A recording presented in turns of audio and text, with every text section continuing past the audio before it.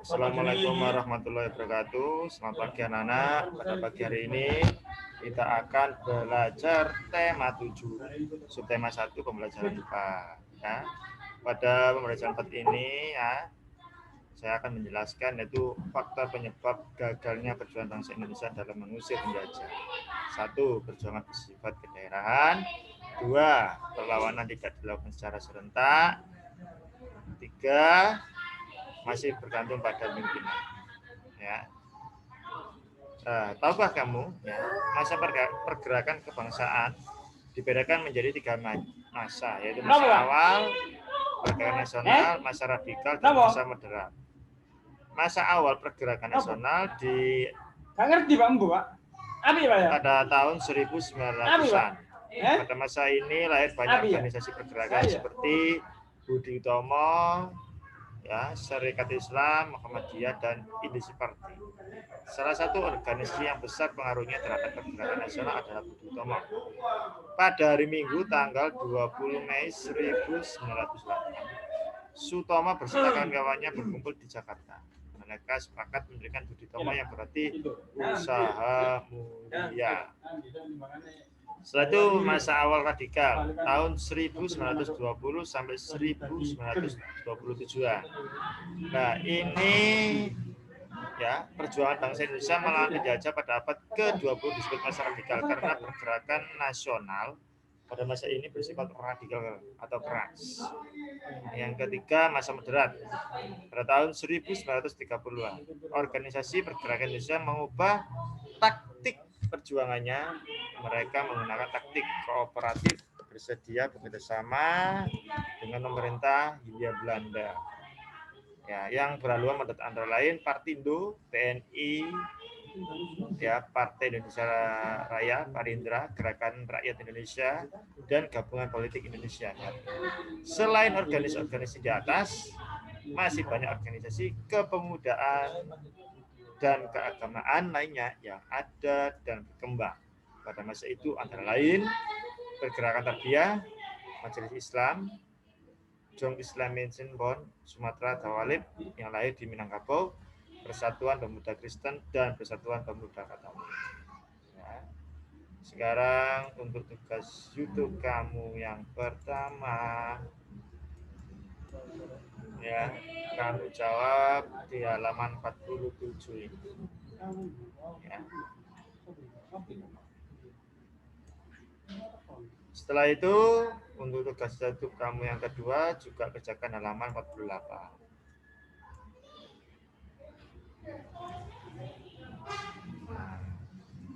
Perkembangan masyarakat Indonesia pada masa munculnya rasa kebangsaan terjadi di berbagai bidang kehidupan.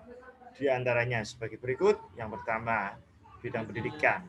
Perkembangan pendidikan menyebabkan munculnya para cendekiawan, baik hasil dari pendidikan Barat maupun pendidikan di Indonesia. Yang kedua, bidang ekonomi. Ada upaya untuk penghapusan eksploitasi ekonomi asing.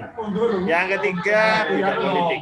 Banyak muncul organisasi pergerakan yang menyuarakan aspirasi masyarakat pribumi. Yang keempat, bidang sosial budaya. Melakukan pembentukan identitas nasional seperti penggunaan nama Indonesia untuk menyebut negara kita. Hal ini diawali oleh J.R. Logan pada tahun 1850 dan istilah Indonesia mungkin memulai sejak Sumpah Pemuda 28 Oktober 1928.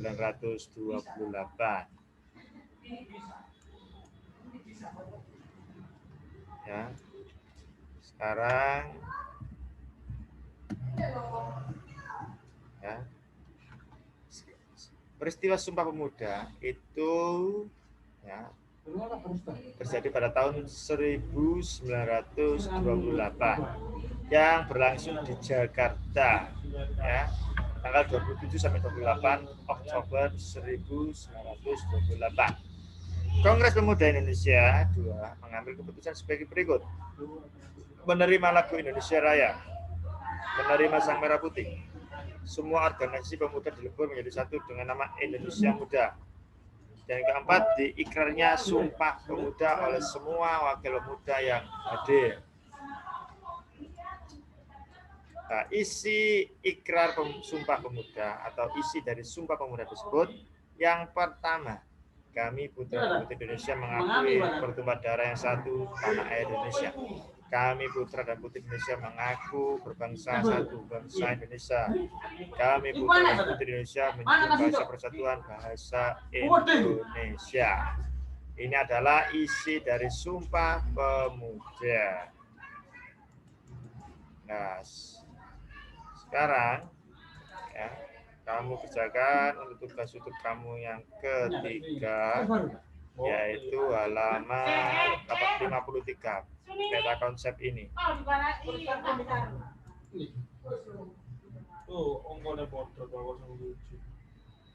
Saudara, perbedaan antara satu suku dan suku lainnya hanya terletak pada bahasa dan adat yang sejenis sistem kekerabatan. Yang pertama adat istiadat, yang kedua bahasa daerah, yang ketiga sistem kekerabatan. Ya.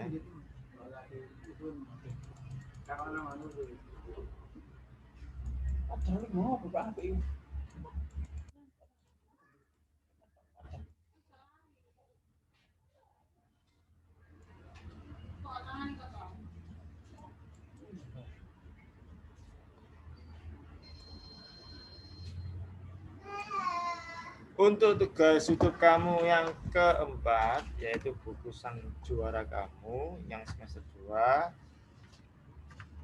kerjakan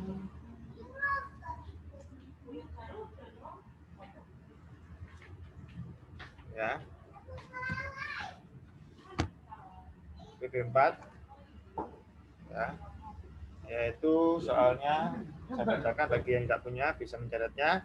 Untuk tugas YouTube yang 4 dari buku sang juara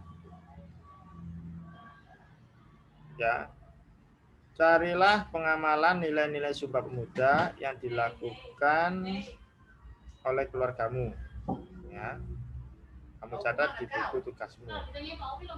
Ini adalah tugas YouTube kamu yang keempat ya. Sekian dari obrolan hari ini, saya akhiri. Wassalamualaikum warahmatullahi wabarakatuh.